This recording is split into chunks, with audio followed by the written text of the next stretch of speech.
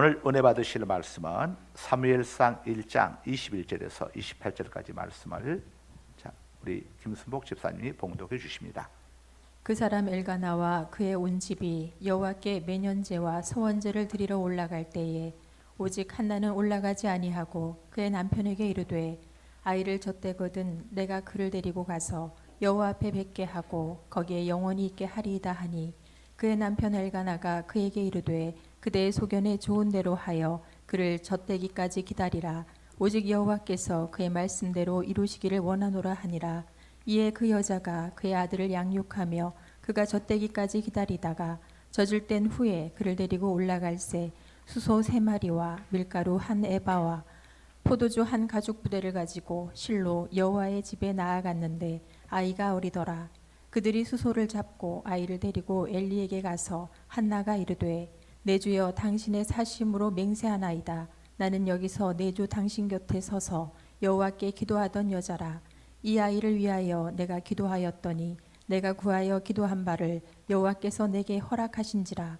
그러므로 나도 그를 여호와께 드리되 그의 평생을 여호와께 드리나이다 하고 그가 가서 여호와께 경배하니라. 아멘. 아멘. 하나님을 감동시키는 사람이라고 하는 제목으로 함께 은혜를 나누도록 하겠습니다. 21절을 함께 봅니다. 자, 함께 우리 모두 같이 읽으시겠습니다. 그 사람 엘가나와 그의 온 집이 여호와께 매년제와 서원제를 드리러 올라갈 때에, 자, 엘가나의 가정은 온 식구들이 함께 매년제는 정기적인 제사를 이야기하고 서원제는 특별 제사를 이야기합니다. 이해하기 쉽도록 매년제 정기 제사가 매일 드리는 새벽 기도라고 한다면은 서원제는 특별 새벽 기도하고 같은 것이죠. 자, 엘가나의 가정은 온 식구들이 하나님 앞에 예배를 아주 잘 드리는 가정이었습니다. 엘가나의 가정이 하나님께 예배하는데 아주 특심이 있었음을, 열심이었음을 보여주고 있습니다. 하나님께 예배 잘 드리는 것이 굉장히 중요합니다. 예배는 교제라고 했습니다. 신령한 영적인 교제가 바로 예배인 것이죠. 하나님과 좋은 관계, 좋은 교제를 맺는 것, 이거 얼마나 복 있는 일입니까? 예배 잘 드리는 학생들, 예배 잘 드리는 사람들, 자, 결코 망하지 않습니다. 반드시 하나님이 회복시켜 주시고 은혜 주십니다. 예배 잘 드리면 인생길이 열리게 되어 있습니다. 여러분, 예배 잘 들으시기 바랍니다. 하나님과 좋은 관계를 맺게 되면 모든 것 걱정할 필요가 없습니다. 마태복음 6장 33절에서 너희는 먼저 그의 나라와 그의 의를 구하라. 그리하면 이 모든 것을 너희에게 더하여 주시리라. 자, 하나님과 좋은 관계를 맺게 되면 다른 모든 것들을 하나님이 더해 주시겠다고 이렇게 말씀을 하고 있죠. 성도가 타락하기 시작할 때에 그 조짐이 제일 먼저 예배의 타락으로 나타납니다. 예배 드리는 것이 짜증나고 지겹고 참석하기가 싫고 참석을 해도 설교를 통해서 은혜 받지 못하면 예배의 실패자가 됩니다. 일본의 유명한 신학자인 우찌무라 간조가 만약 인간에게 저주가 있다면 하나님의 말씀을 들으면서 깨닫지 못하는 것, 은혜 받지 못하는 것이다. 하나님을 알지 못하는 것이다. 자, 이렇게 이야기를 했습니다. 여러분, 하나님의 말씀을 들으면서 말씀이 깨달아지지 못하는 것, 이게 저주라는 겁니다. 깨달아져야 은혜가 임합니다. 깨달아져야 믿음이 생겨나는 거예요. 믿음은 들으면서 나오지 않습니까? 하나님의 말씀을 들으면서 그 말씀이 이해가 되어지고 깨달아지고 믿어지게 될 때에 은혜가 폭포수처럼 임하게 되는 겁니다.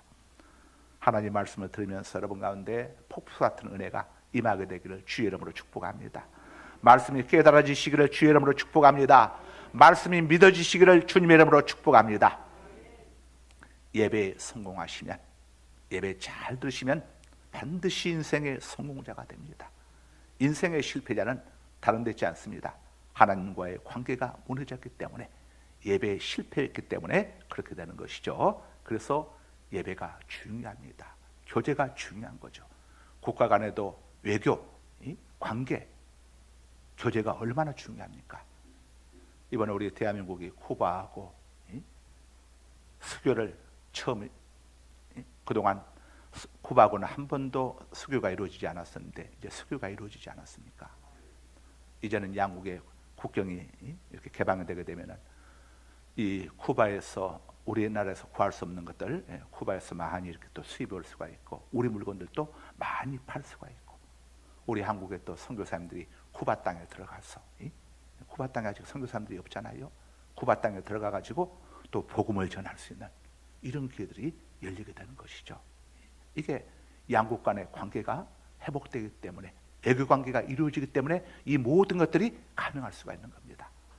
자, 예배 하나님과의 관계가 회복되어지는 거 얼마나 중요한지 모릅니다. 인류 최초의 살인 사건은 예배의 실패 때문이었습니다. 우리 성도님들은 예배의 중요성을 가볍게 여겨서는 안 됩니다. 물을 떠난 물고기가 살 수 없듯이 예배 떠난 성도는 살 수가 없습니다. 문제가 있고 어려움이 있고 고난이 있고 아픔이 있어도 예배 자리를 지키면 하나님이 도와주십니다. 하나님은 스펙 좋은 사람을 찾지 않으시고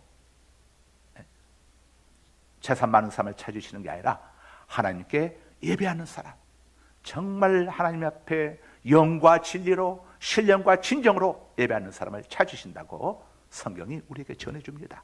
요한복음 4장 23절입니다. 아버지께 참되게 예배하는 자들은 영과 진리로 예배할 때가 오나니 곧 이때라. 아버지께서는 자기에게 이렇게 예배하는 자들을 찾으시느니라. 아멘.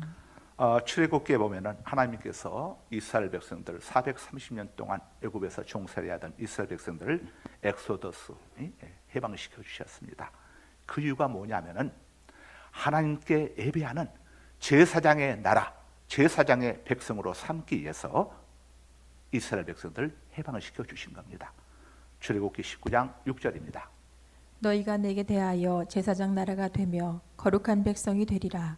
너는 이 말을 이스라엘 자손에게 전할지니라. 아멘. 하나님께서 우리를 죄와 사방에서 구원하여 주시고 또 마귀의 종살이하던 우리들을 해방시켜 주셔서 하나님의 백성, 하나님의 자녀 삼아주신 가장 큰 이유는 하나님께 예배하도록 하기 위해서, 하나님과 교제를 나누도록 하기 위해서, 하나님께 제사하도록 하기 위해서 우리를 구원해 주신 겁니다. 이 모세가 애굽 왕 파라오를 찾아가 가지고 파라오에게 이야기했습니다. 우리 하나님 이스라엘의 하나님 여호와께서 내게 말씀하셨어. 당신에게 가서 하나님의 메시지를 전하라고 하셨어. 내 백성을 내보내라! 라고 말씀을 내게 주셨어. 그랬더니 그러면서 우리들이 저 조용한 곳에 가서, 광야 조용한 곳에 사흘길 거리는 곳에 가서 우리 하나님께, 우리 여호와께 예배할 수 있도록, 제사할 수 있도록 보내주시오라고 이야기를 했습니다. 그랬더니 애굽 왕 파라오가 이런 지하에 거절하면서 너희들이 일하지 않으려고 사흘길 가겠다고 하는데 절대 내가 용서해 줄 수가 없다, 허락해 줄 수가 없다 하면서 모세의 요구를 이런 지하에 거절을 했었죠. 자, 그때 모세가 애굽 왕 파라오에게 이야기합니다. 만일 우리가 우리 하나님께 예배하지 않게 되면 하나님께서 전염병과 칼로 우리를 치실까 우리가 두려워합니다. 다시 말하면 하나님께 예배하는 자, 예배하는 사람들 막는 자에게 하나님께서 칼과 연병으로 치실 겁니다. 이렇게 우회적으로 돌려서 이야기를 하죠. 출애굽기 5장 3절입니다. 그들이 이르되 히브리인의 하나님이 우리에게 나타나셨은즉 우리가 광야로 사흘길쯤 가서 우리 하나님 여호와께 제사를 드리려 하오니 가도록 허락하소서. 여호와께서 전염병이나 칼로 우리를 치실까 두려워하나이다. 아멘. 자, 그러자 바로가 이렇게 반응을 보입니다. 출애굽기 5장 4절에서 5절입니다. 애굽 왕이 그들에게 이르되 모세와 아론아 너희가 어찌하여 백성의 노역을 쉬게 하려느냐. 가서 너희의 노역이나 하라. 바로가 또 이르되 이제 이 땅에 백성이 많아졌거늘 너희가 그들로 노역을 쉬게 하는도다 하고. 아멘. 애굽 왕 파라오는 모세의 요청을 이런 지하에 거절했습니다. 만일 이스라엘 백성들이 광야로 가서 며칠간 쉬게 될 경우에는 성사는 일이 지연되게 될 것이고 경제적으로 물질적으로 손해가 클 것이라고 여겼기 때문에 거절을 했습니다. 그런데 그로 인해서 결국 어떻게 되었습니까? 며칠 동안의 손실을 아까워하다가 바로는 엄청난 노동력을 제공하던 히브리인들을 영원히 놓쳐버리고 말았습니다. 이것이 바로 소탐대실이죠. 오늘 많은 성도님들이 바로처럼 소탐대실합니다. 주일은 하나님이 복 주시려고 만드신 날입니다. 창세기 2장 3절입니다. 하나님이 그 일곱째 날을 복되게 하사 거룩하게 하셨으니 이는 하나님이 그 창조하시며 만드시던 모든 일을 마치시고 그날에 안식하셨음이니라. 아멘. 자, 성경은 안식일을 거룩하게 지키는 사람에게 이렇게 축복을 약속하고 있습니다. 이사야 58장 13절에서 14절입니다. 만일 안식일에 내 발을 금하여 내 성일에 오락을 행하지 아니하고 안식일을 일컬어 즐거운 날이라 여호와의 성일을 존귀한 날이라 하여 이를 존귀하게 여기고 내 길로 행하지 아니하며 내 오락을 구하지 아니하며 사사로운 말을 하지 아니하면 내가 여호와 안에서 즐거움을 얻을 것이라. 내가 너를 땅의 높은 곳에 올리고 내 조상 야곱의 기업으로 기르리라. 여호와의 입의 말씀이니라. 아멘. 자, 현대인의 성경에서는 이렇게 좀 더 쉽게 쉽게 기록하고 있습니다. 만일 너희가 내 안식일을 거룩하고 소중한 날로 여겨 여행이나 사업을 하지 않고 오락이나 잡담을 하지 않으면 너희는 내 안에서 즐거움을 찾을 것이다. 내가 너희를 세상의 그 어느 민족보다도 높이고 내가 너희 조상 야곱에게 준 땅을 향유하도록 하겠다. 이것은 나 여호와의 말이다. 이렇게 번역을 하고 있습니다. 남유다가 바벨론에게 멸망당한 이유가 무엇입니까?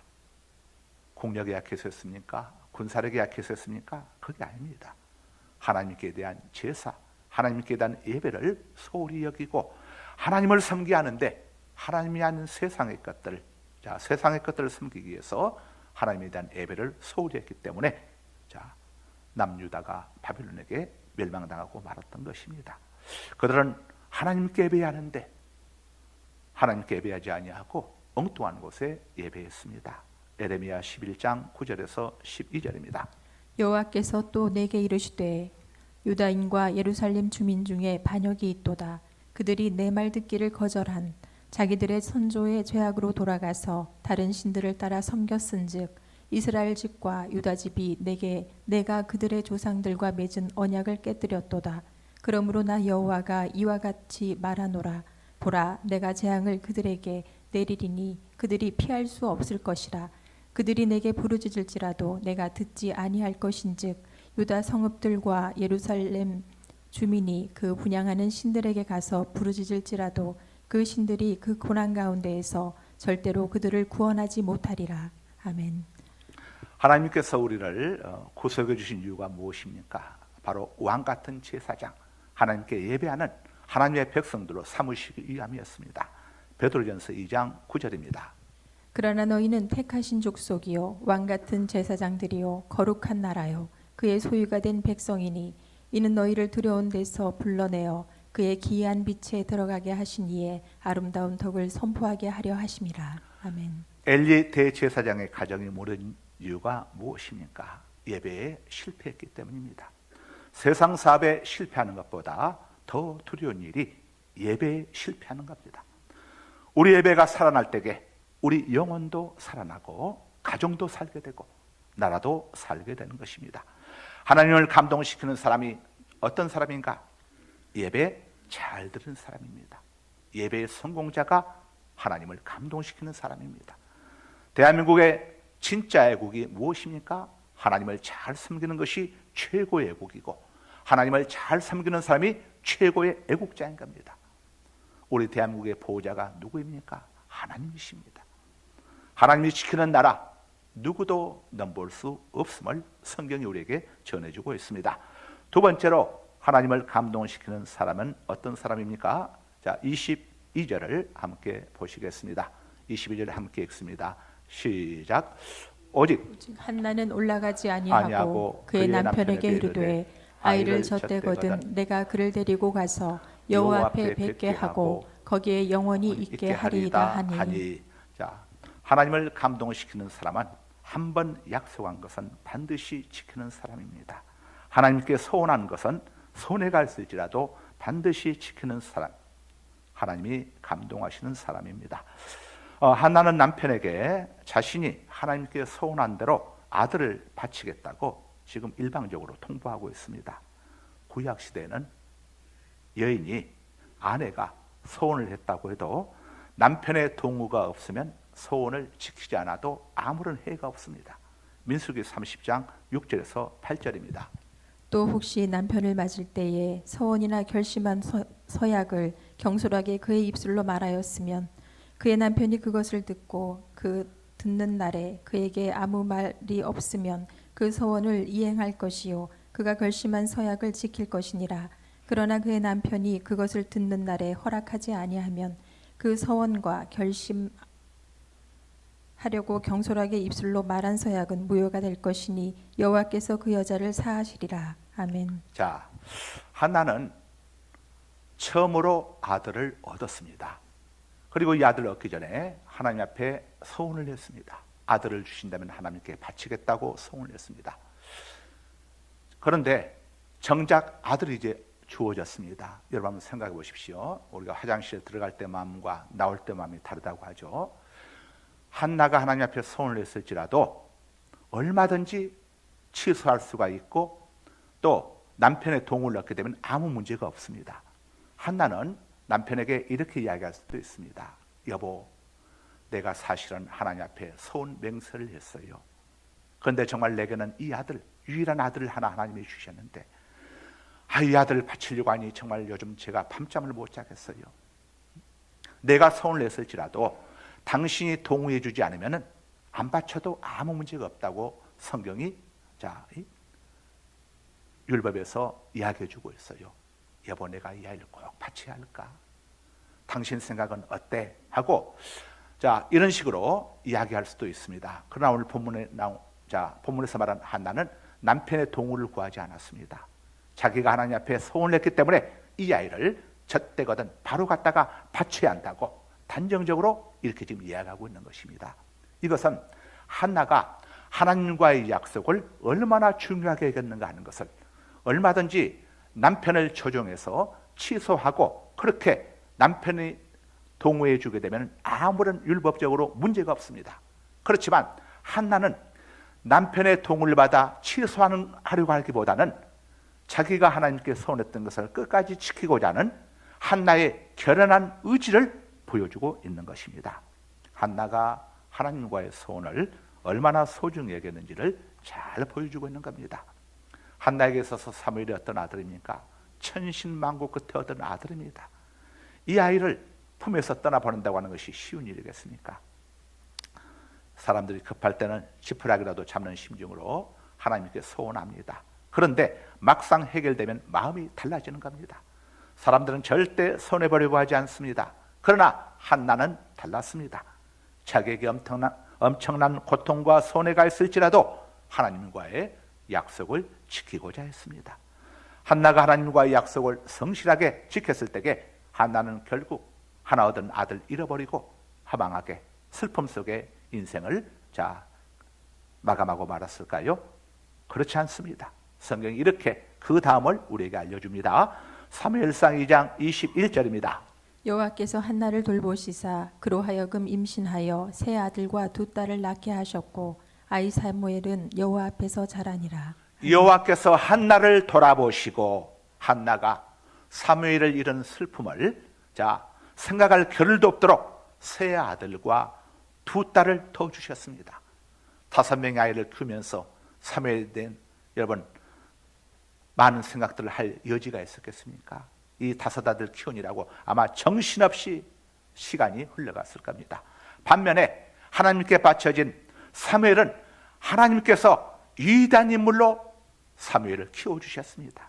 그래서 사무엘은 이스라엘의 사사, 제사장, 선지자가 되었습니다. 사사는 왕정이 시작되기 전에 왕의 역할과 또 종교적 지도자 역할을 병행해서 감당했던 인물이 바로 사사입니다. 이스라엘 역사상 가장 위대한 인물 중에 하나가 된 것입니다. 하나님은 자신에게 해가 될지라도 엄청난 손해가 있을지라도 개의치 않고 하나님과의 약속을 신실하게 지켰던 한나에게 이런 엄청난 놀라운 축복으로 갚아주셨습니다. 오고는 세대들에게 주시는 하나님의 메시지인 겁니다. 하나님을 감동시키는 사람은 자신에게 손해가 있을지라도 한 번 약속한 것을 지킬 줄 아는 사람임을 보여주고 있습니다. 자, 마지막 세 번째로 하나님을 감동시키는 사람은 어떤 사람인지를 한나가 우리에게 보여주고 있습니다. 24절입니다. 함께 읽습니다. 시작. 저절된 후에 그를 데리고 올라갈 때 수소 3마리와 밀가루 한 에바와 포도주 한 가죽부대를 가지고 실로 여호와의 집에 나아갔는데 아이가 어리더라. 자, 하나님을 감동시키는 사람은 감사의 인색하지 않는 사람임을 보여주고 있습니다. 한나는 사무엘을 양육하다가 젖대기를 기다렸다가 젖을떼기가 무섭게 하나님과의 소원을 지키기 위해서 이제 사무엘을 데리고 실로 성소로 올라갔는데 그때 사무엘이 어리더라. 엄마에게서 떼어놓기에는 너무도 어리더라라고 이야기하고 있습니다. 한나가 지금 이 사무엘이 충분히 혼자서도 살아갈 수 있는, 양육될 수 있는 그런 나이가 되었기 때문이 아니라 아직 어리지만은 하나님과의 약속을 지키기 위해서 정말 서두르고 성급하게 이렇게 행했다는 것을 지금 보여주고 있는 겁니다. 여러분들 하나님과 어떤 약속들을 했을 때에 그것이 내게 손해가 된다고 할 때에 어떻습니까? 미적미적거리지 않습니까? 약속을 했지만은 그것을 이런 핑계 저런 핑계, 하나님 아직은 아닌 것 같아요. 아직은 아닌 것 같아요. 자꾸 이런 핑계 저런 핑계 되면서 미적거리지 않습니까? 그런데 하나는 인간적인 모자지간의 정보다도 하나님의 약속을 우선해서 행했다는 사실을, 그뿐만이 아니라 사무엘 하나를 바치는 것만도 족한데 거기에 수소까지 더해가지고 여기에 또한 밀가루와 포도주까지 엄청난 양을 더해가지고 바쳤음을 성경이 우리가 알려주고 있습니다. 소원제를 바칠 때는 수소를 바치는 게 아니라 본래 양을 바치게 되어 있습니다. 그런데 한나는 양이 아니라 소를, 그 당시 소라고 하는 것은 농경자 일할 때 가장 필요한 게 아닙니까? 이 더구나 수소는 힘이 좋으니까. 그런데 이 가장 기름기지고 좋은 수소를 아끼지 아니하고 하나님께 드렸음을 성경이 우리에게 보여주고 있습니다. 하나님을 감동시키는 사람이 바로 이렇게 한나처럼 감사에 인색하지 않는 사람임을 우리에게 보여주고 있는 겁니다. 한나는 하나님 앞에 바치면서 계산하지 않았습니다. 하나님, 아들 바치는 것만도 정말 제가 남편하고 우러내서 제가 얼마든지 안 바칠 수도 있었지만은, 그러나 약속했으니까 제가 바치는 겁니다. 하나님, 다 보셨지요? 들으셨지요? 아들 하나만 바치는 것도 정말 이거 쉽지 않은 겁니다. 이렇게만 하고도 바칠 수 있습니다. 정말 그렇게만 바쳐도 대단한 겁니다. 그런데 한나는 거기에다가 더해서 수소와 그 다음에 가루 한 에바와 포도주 한 가죽부대까지 더해서 이렇게 하나님 앞에 아낌없이 바친 겁니다. 한나는 하나님 앞에서 재보지 않았습니다. 계산하지 않았습니다. 셈하지 않았습니다. 아낌없이 할 수 있는 모든 정성을 다해서 하나님 앞에 감사를 드렸습니다. 하나님을 감동시키는 사람, 하나님 앞에서 셈하지 않는 사람, 계산하지 않는 사람, 재보지 않는 사람, 바로 이런 사람이 하나님을 감동시키는 사람임을 성경이 우리에게 알려주고 있습니다. 오늘 말씀을 정리합니다. 하나님을 감동시키는 사람은 첫째, 예배 잘 드리는 사람입니다. 둘째, 한 번 약속한 것은 손해가 있을지라도 반드시 지키는 사람입니다. 셋째, 하나님께 대한 감사에 인색하지 않는 사람, 그가 하나님을 감동시키는 사람임을 성경이 우리에게 알려주고 있습니다. 거룩하신 아버지 하나님, 감사합니다. 저희들 하나님께 대한 예배를 소홀히 하지 않게 하여 주시고, 하나님과 한번 약속하는 것은 어떤 손해가 있을지라도 반드시 지키는 아버지여, 하나님이 신뢰할 수 있는 사람 되게 하여 주시고, 하나님께 대한 감사에 셈하거나 계산하거나 재보지 아니하고 하나님을 신뢰함으로 아낌없이 감사할 줄 아는 아버지여 감사의 사람들로 살게 하여 주옵소서. 예수 그리스도 이름으로 기도드리옵나이다. 아멘. 자, 2월의 복음송